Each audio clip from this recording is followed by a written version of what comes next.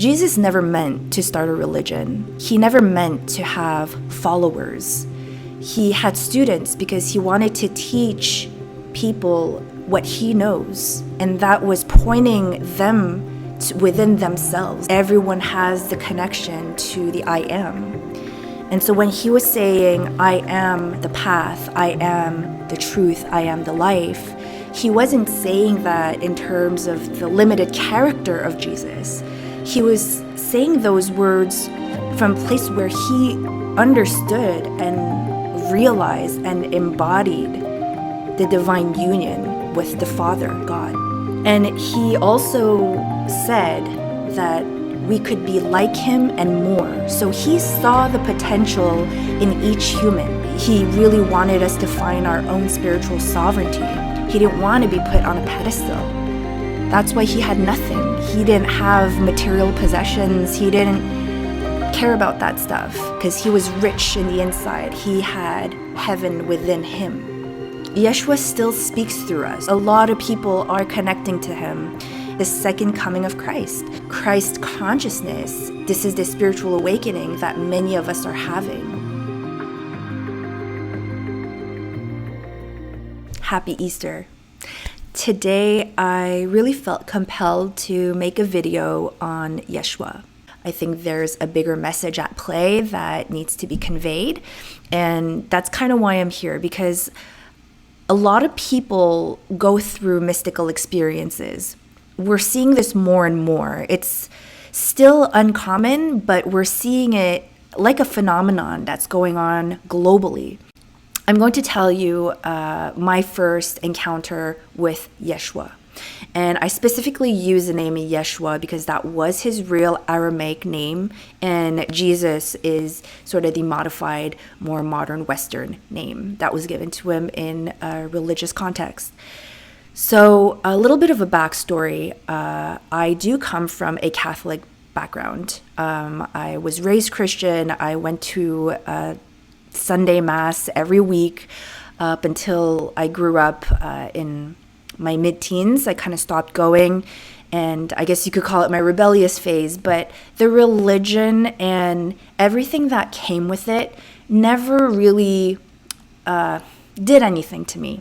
It never really hit home because I grew up in that setting. And so for me, it was just kind of like a thing you did. It was just a normal thing that everyone did. You just went to church without questioning, and I kind of grew up in that. And no one ever really taught me the true teachings of the Bible or of the religion, or even in esoteric or mystical terms. I was never presented that. So I eventually kind of just stopped going to church, and I kind of threw away the whole religion idea, and I threw away baby Jesus with the bathwater, and never really thought anything more of it until the night that I turned 33 years old.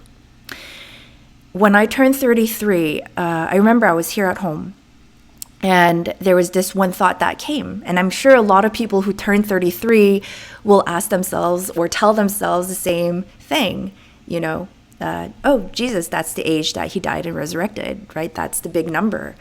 And I kind of let that thought go, didn't think much of it, continued watching TV. And then all of a sudden, I hear this voice in my mind, and it wasn't me. And it said, "Get to know me from a clean slate." And I knew that that was obviously Jesus. And when I heard that, I was a little startled because it was in my mind. And I thought to myself, get to know him from a clean slate.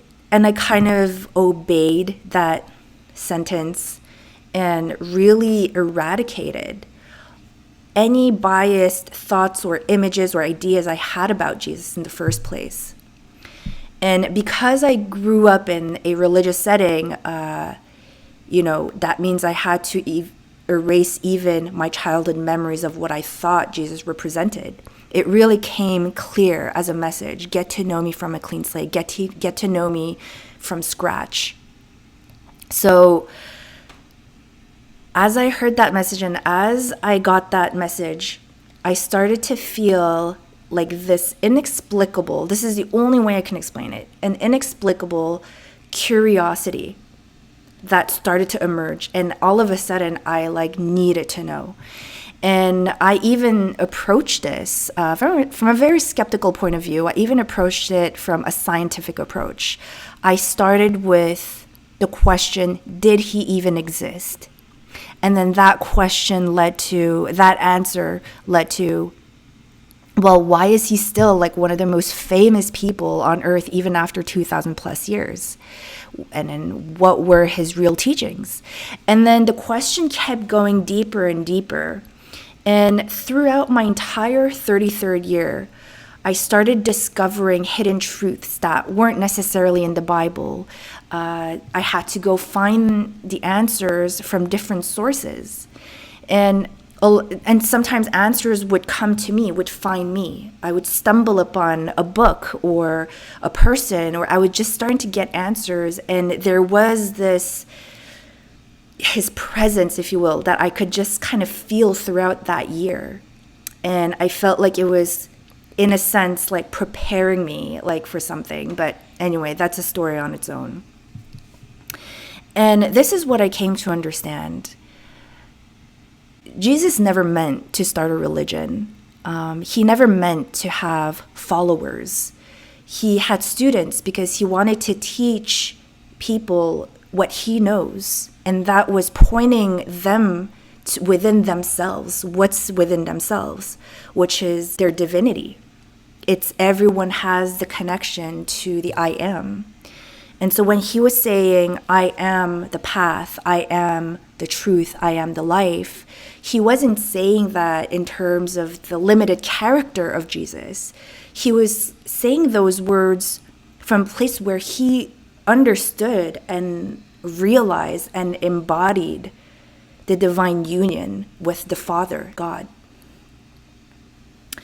And he also said that we could be like him and more. So he saw the potential in each human. He knew that we're all children of God, made in his image. And he was just somebody who had fully embodied it and it really was one with God. And he never meant to say, you have to follow me. He was saying that you have it within yourself. Go find it within yourself. He really wanted us to find our own spiritual sovereignty, not become a follower. He didn't want to be put on a pedestal. That's why he had nothing. He didn't have material possessions. He didn't care about that stuff because he was rich in the inside. He had heaven within him. So there are many things that I could keep on going talking about the discoveries I made about Yeshua. But one of the more compelling discoveries that I had made was because I had my spiritual awakening when I was 20. And we're talking about the non-dual kind of spirituality awakening. And I was reading a lot of books from Adyashanti because it really resonated with what I was going through. And even Adyashanti wrote a book about Jesus and and he mentions in his book how Jesus was almost like his missing piece to his spirituality. So Christ consciousness is basically unity consciousness. And, Yeshua never meant to be a religious figure or be put up on a pedestal. He really just wanted to be a guide to show you your own way, your own path, your own truth, your own life through the I am. He never wanted to be worshipped. He wanted us, each and every one of us, to embody the Christ consciousness. And Yeshua still speaks through us. You could feel a lot of people are connecting to him. And this might be linked to the second coming of Christ, which is not necessarily Jesus as the figure. They didn't say the second coming of Jesus. They said the second coming of Christ. So Christ consciousness is something that can This is the spiritual awakening that many of us are having. And it is a higher level of consciousness. It is the I am presence that we are learning to embody, that people are awakening to this Christ consciousness. Yeshua had to go through a path of initiation, which was marked by his baptism by John Baptist.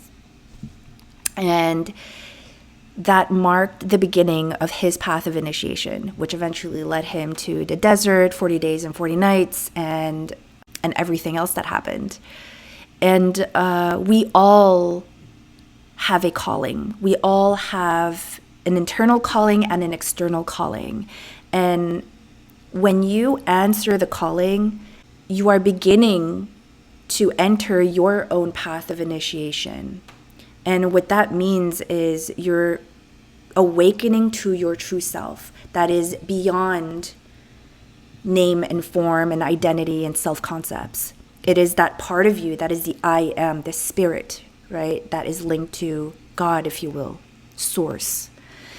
And once you come to this realization of your true self, you begin to walk a path, have a deeper faith in the path of your life, the path that you're meant to live, the higher path, your higher purpose, because we all come in with a cosmic blueprint, if you will, right? We're not made the same. Everyone has different fingerprints. We're all different.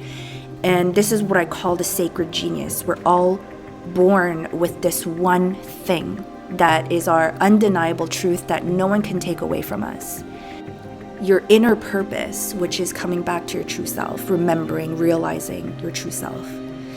And then walking that path, which will lead you to your higher purpose, which is your external purpose, what you will do in this material world. I am currently creating an e-course on the path of initiation, and it includes the fire of creation and the second part, which is the hero's journey, the inner compass. And if you want to know more about this course, if you want to stay updated on when it will be ready, just join my mailing list in the link below, and I will notify you when the course is ready, so you could start living your higher path, and so you could step into your higher purpose and your higher inner power. So on that note, happy Easter again, and I hope that this video served you well in some small way.